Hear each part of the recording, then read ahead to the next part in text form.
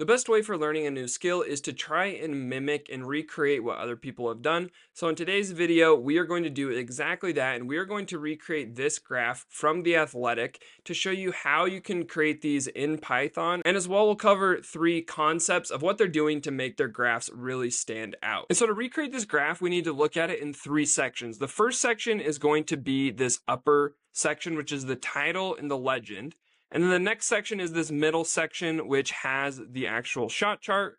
And then as well, we have down here the actual statistics. So that is what we will be recreating. And so the reason why this graph is so good is because of how simple it is, which is the first concept and the first thing that they are doing to create such a good looking graph. It is very simple. It's not clustered. And this is what you should be aiming to do when you're creating your different data visualizations, is making them simple and easy to read for maybe people who aren't as data inclined. So you want to be able to make it so they can understand just on first glance. Otherwise, they're going to look at it and be like, what the crap is this? They don't need to have 18,000 different things on this graph. They just have the one metric and the one thing that they're trying to show and convey with the graph. So to get started making this graph, we're going to head over to a Jupyter notebook, and then the data as well I've provided. It's in the GitHub link below in the description. So the first thing we need to do is we need to import our packages. So we'll use pandas. So we'll say import pandas is PD,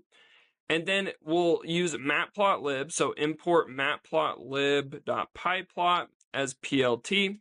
And then we're going to use to actually create the soccer field, a package called MPL soccer. So we'll say from MPL soccer, import vertical pitch. Okay, and that's going to allow us to create the actual soccer pitch. And then to read in our data, we'll say df equals pd.read CSV, and then just provide the path. So mine's in documents /GitHub/YouTube videos, and then data, and then it's the Erling Haaland _2022 understat.csv. Okay, so this data is from understat, and it's just all of the shot locations that Erling Haaland took in the 22-23 season in the Premier League.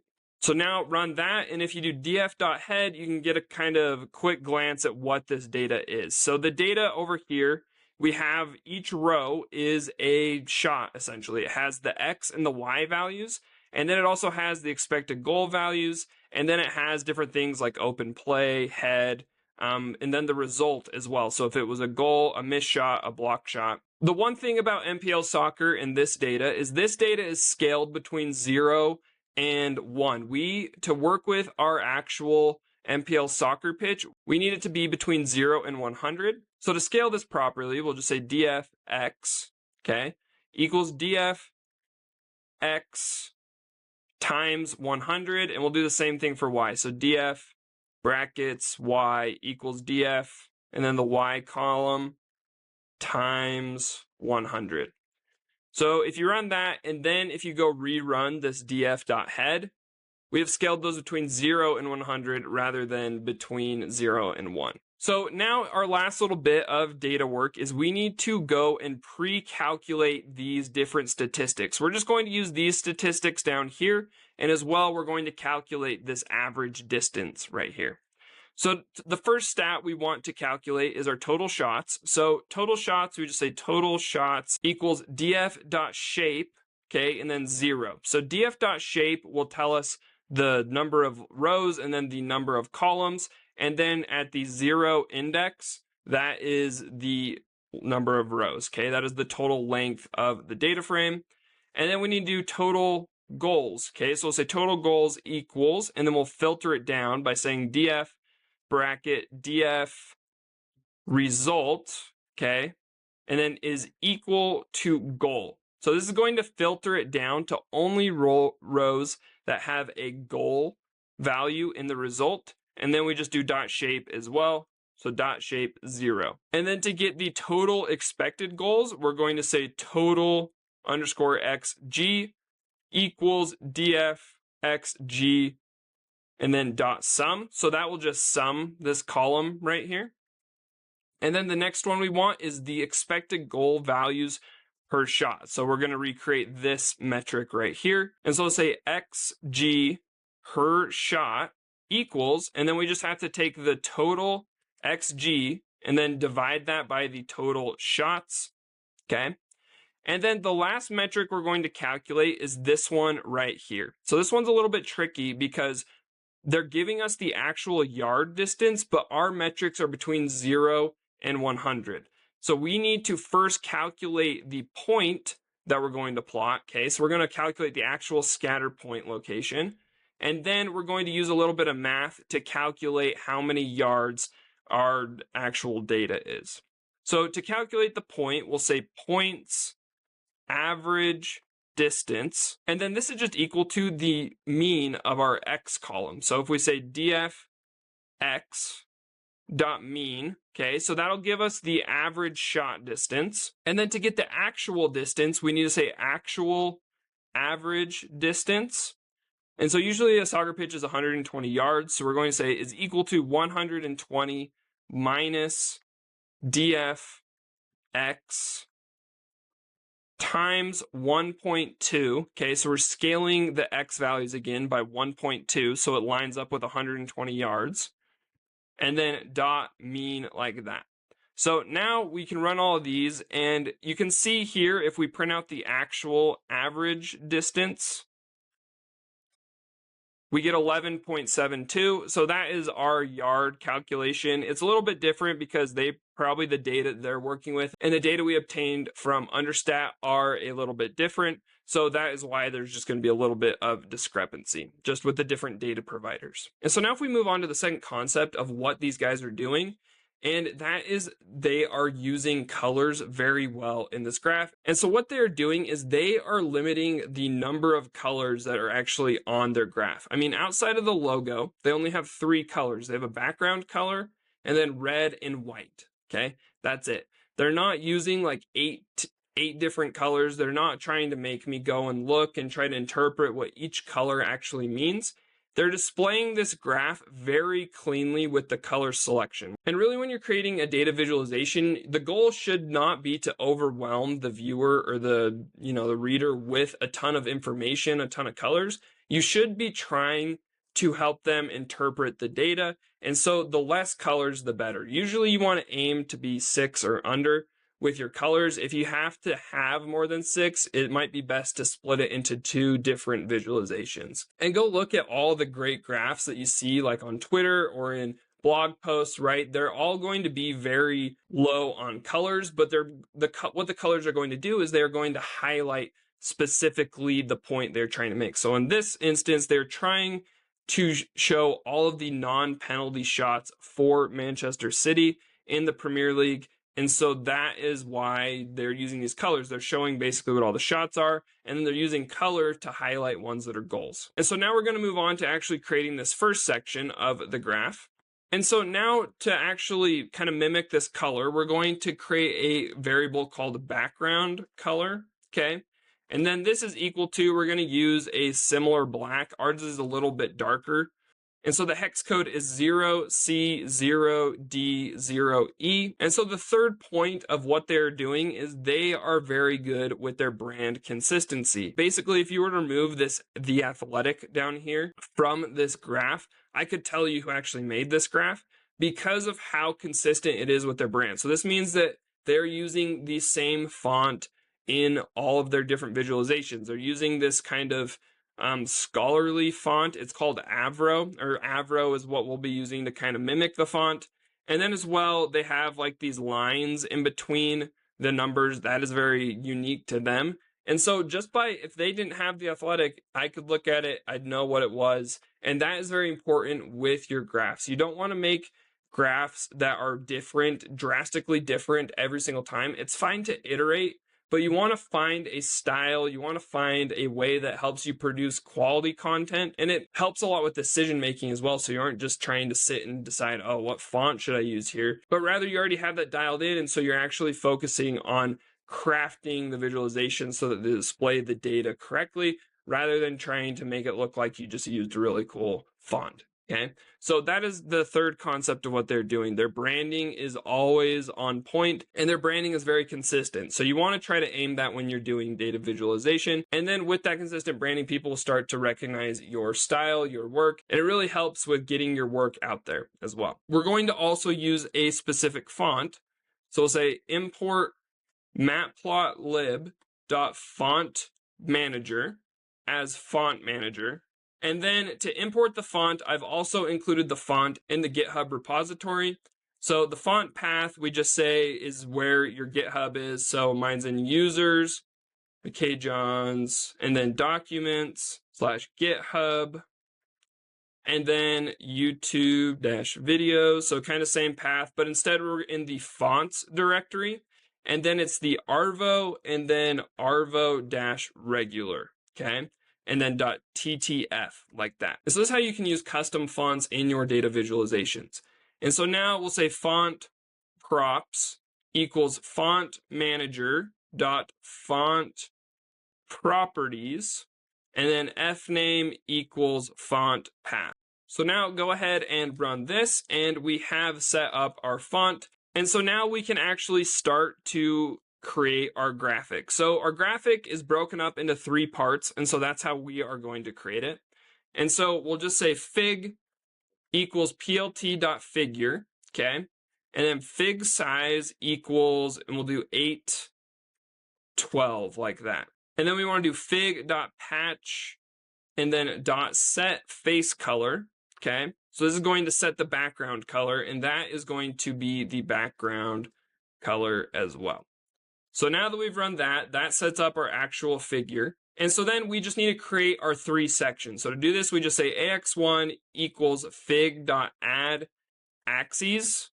And then in here, inside of a list, we do 0, 0.7, 1, and 0.2, okay? So these numbers, essentially, when we create our different grid, we're basically creating a grid, and we're creating it with 3 sections. So the first number is where the left corner is going to start, and then the second number is where the bottom corner is going to start. So basically, you're lining up where the bottom left corner is going to start, and then the third number is the width, and then the last number is the height of that actual section of the graph. And so then as well, we'll say ax1.set face color and then background color, okay? So that's going to make it so it blends in with our actual figure background color. And then we have to say ax1.set underscore xlim and then 0 to 1, okay? And then ax1.set ylim 0 to 1, like that as well. So we'll run this just so you can kind of see. So that kind of creates our first grid section. So we basically need to do this 2 more times to create our 3 different sections. So we'll just copy this part right here and just add it a little bit underneath, but we're going to call it ax2 on both of these. And then for the add axes, we're going to change it to 0.05 and then 0.25 and then 0.9 and then 0.5, okay? And so now if you're on that, and then we just need to add ax3 as well. So now we have ax3, so fig.add axes, and then this one is going to start at 0 and then 0.2, 1, and 0.05, okay? So you can play around with those numbers as well if you want.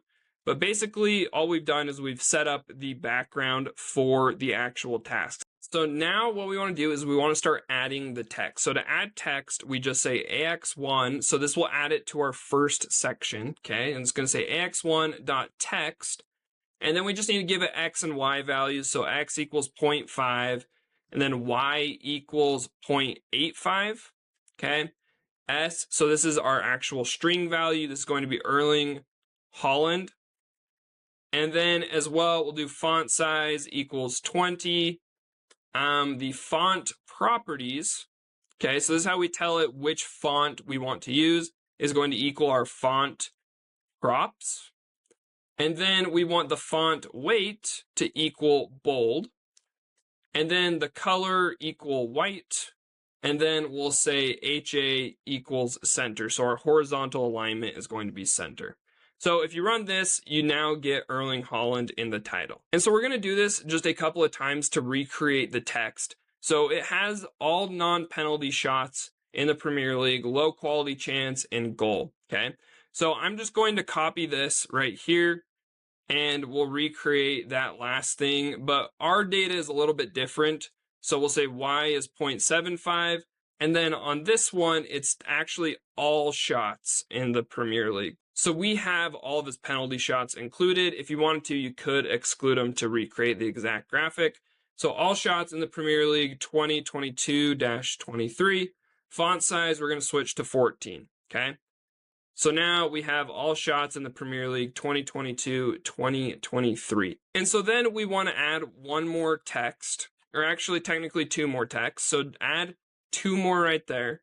And then this is going to be the low and high quality chance text right here. So we'll say low quality chance in the first one, low quality chance. And then right here is going to be high quality chance. And then on these, the X, we want the first one to be at 0.25, and then the X on the second one to be at 0.75. And then the Y values, we want to be at 0.5, okay? Font size, we want that to be 12 instead of 14. And then here as well, the Y, we need to change it to 0.5. So if you run this, it has low quality chance and high quality chance. And then we need to add the scatter points between them. And so to create a scatter point, just go in between them and say ax1.scatter, okay? And we give it the x, we say x equals 0.37, and then y equals 0.53, s equals 100, so that's our size value. And then color equals background color, okay? And then our edge color equals white, and then our last thing, line width equals 8. So if you run this real quick, you can see add our first one, and you don't want your line width to be 8, you want your line width to be 0.8, sorry. So otherwise you'll just get a big black or a big white circle. And so to create this same effect of a smaller circle to a bigger circle, we just need to copy this 4 more times, okay? So just copy it and paste it 4 more times. And just change the values. So our X is going to be on the second one at 0.42. And the size is going to be 200. And then we'll move on to the next one. X is going to be at 0.48. Size is 300. And then the next one, X is going to be at 0.54.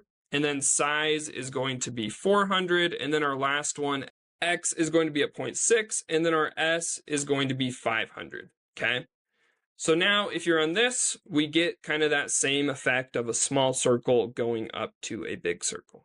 And then the last thing that we want to do is we want to create this goal or no goal right here. And so it's basically the same concept of what we've done right here. And so I'm just going to copy from the GitHub repo exactly the code that to do that. So it's the same concept, and we'll just kind of go over it.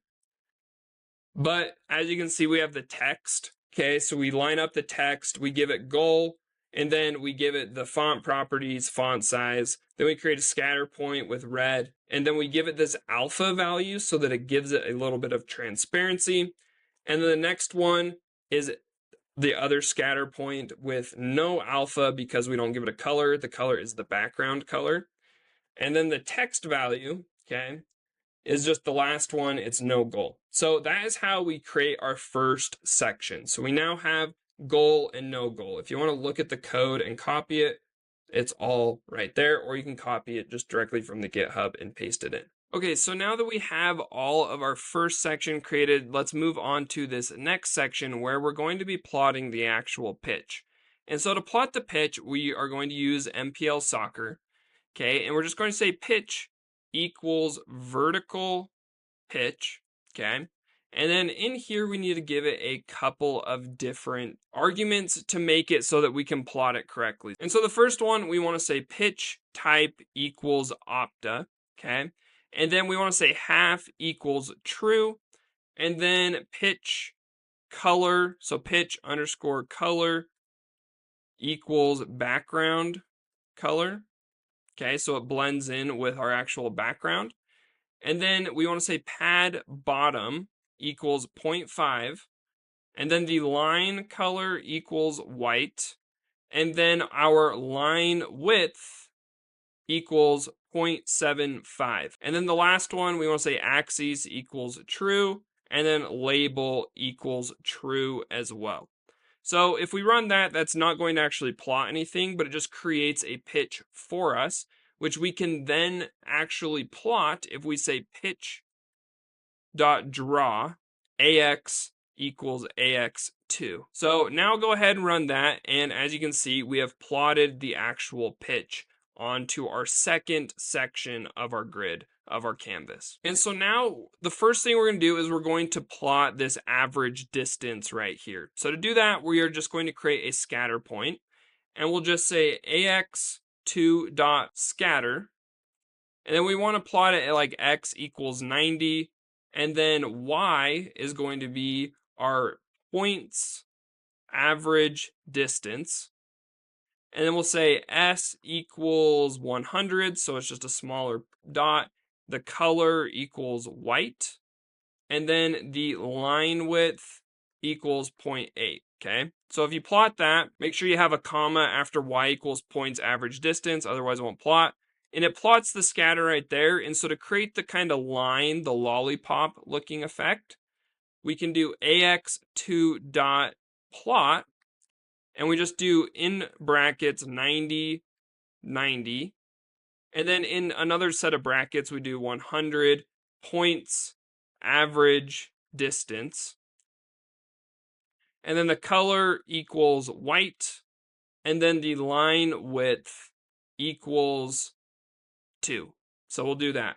And so now if we run that, we get this line, and this mimics what they are doing here. So there's a couple of ways you could adjust this if you wanted to, but that is why we had to basically calculate the point value of where we are going to point it, because now we can add a text, and if we say ax2 dot text, and we'll do x equals 90, y equals, and then we're going to do points average distance, and we'll do like -4, so it plots lower than the actual dot. And then we're going to do s, so our text is going to be equal to, if we're going to use an f string right here, so like a formatted string, we'll say average distance, and then we'll do a new line, so \n, and then in these curly braces, actual average distance, and then a colon with a .1f like that, so that'll format it correctly, and then yards, okay? And so after we've done the S, we want to do font size equals 10, and then font properties equals font props, and then color equals white. I don't know why that didn't tab right there, but color equals white, and HA equals center. So now if we run this, you might have noticed I forgot the N right there, so it's going to tell you if you spelled it exactly how I did.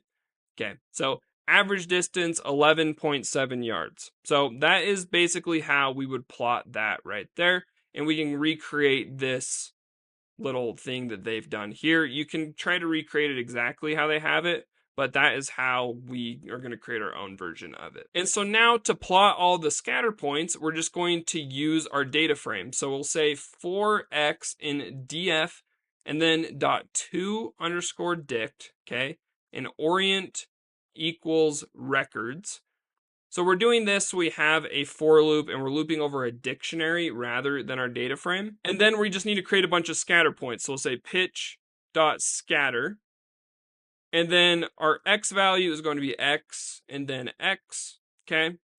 And then we're going to do x, and y is our y value. And then we'll do our size is equal to 300 times x xg. And so that's how we are going to scale the values based on their xg value. And then for color, we'll say color equals red if x result okay, is equal to goal, else background color. So this is going to basically say if it is a goal, color it red, otherwise it's the background color. And then AX equals AX2. And then alpha, so we're going to give it a little bit of transparency like we did with the actual legend up here. We'll say alpha equals 0.7. And then line width equals 0.8. And then edge color equals white. So now if you close that off and run that, it's going to plot all of the shots and all of the different values. So you can see that we have scaled it based on the XG values. So all these little ones out here, those are low XG, where the larger dots are our larger XG. And then the red circles are where he scored goals, and the non-red circles, the unfilled circles, are where he didn't score goals. So that is how we have recreated kind of this chart right here. Okay, so now to finish this actual graph off, what we want to do is we want to add our own version of these stats underneath the actual plot. Okay, so we're going to add them down in this third subsection that we have on our graph. And so to do that, we'll just come up here underneath AX3, and we're just going to start adding some text boxes. So we'll say AX3.text. Okay, and then the first one we're going to do is our shot stat. So we'll say x equals 0.25, y equals 0.5, and then s equals shots, like that. Font size equals 20, and then font properties equals font props, okay? And then font weight equals bold, and we'll do color equals white, and then HA equals left. And so this first text is going to be kind of the header of what the stat is. And then we'll create another one underneath, which is the actual stat. So we're just going to copy this actually 3 more times. So we just have it already created, so we don't have to actually go and retype all of that out. And so underneath this one, we're going to say ax3.text, okay? And then x equals 0.25, so it's going to be underneath it. Y equals 0. S equals, and then in an F string like this, we need to do curly braces and then total shots. And so the reason why we have to do an F string with these curly braces is because this total shots value is a number, it's not a string. So we can't say S equals a number because it's expecting a string value. And then our font size, we'll say equals 16. Font properties equals font props. And then we'll just say color equals red, and HA equals left. So if we go ahead and we finish that off with a parenthesis and run that, it's going to plot, and then that's what we have right here. So the shots, and then 123 is the number of shots that he took. So now let's go and let's do the next one. So we have AX3. So this one, instead of being at 0.25, it's going to be at 0.38. Then we can copy this same thing right here. And so then the X values just need to line up. So it's 0.38. And then we're going to do goals. So we'll say goals. And then instead of total shots, we will say total goals. Okay. And then copy that again and then paste it under the next one. So AX3, oh, and then make sure as well you don't have the dot 0.38. It just needs to be 0.38. And so on this next one, we're going to be at 0.53 for our X value. So 0.53. And then X is 0.53. And then on this one, we're going to plot the total expected goals. So we'll say total XG, like that. And then we'll have total XG. And then you can do this colon dot 2F, like that. And that will format it so it rounds to 2 decimal points. And so you can leave that one. And then we'll do this one more time. So if you paste it underneath, and then the X value for this one is going to be 0.63. So just make sure you only have 1 decimal. And then this one is going to be XG per shot. So XG per shot. And then we'll replace this value XG per shot. So now that we have that all set up, that is how we're going to add our 4 texts and our 4 stats that we're going to display. So if we run that, we can scroll down, and now you see we kind of messed up the spacing, and that's because we don't want to put total XG, we just want to do XG, okay? My bad. Okay, there we go. So now we have shots, goals, expected goals, and expected goals per shot. So that is how we can add that simple text and those stats down there. That is how they are doing it. They're just adding basically these placeholders, and then you can mess with how you want it to look. I decided to do a left alignment. You could do a center alignment if you wanted to. I just chose to do it that way. But that is how we can recreate this athletic graph. And if you remember our 3 kind of concepts that they're using, it's 1, simplicity. This graph is very simple. It is very easy to actually understand. And then as well, this graph has a great use of colors. And then this graph is very consistent with the branding that they use. And so that kind of wraps up how we can create these visualizations like the athletic. So as you can see, it was just a lot of code to mimic exactly how they were doing it. But the nice thing is now that we have this template, we can basically just go plug in any data frame player, okay? So if we have all of the shots of a player, we can just go plug those in and it will just output all of this. And that's another key thing to do with your data visualizations is having these templates that you can use to go ahead and create these just very seamlessly. And so that's it for this video. If you want to learn how you can actually scrape this data, you can watch this video here where I'll show you how to scrape understat and collect the data yourself.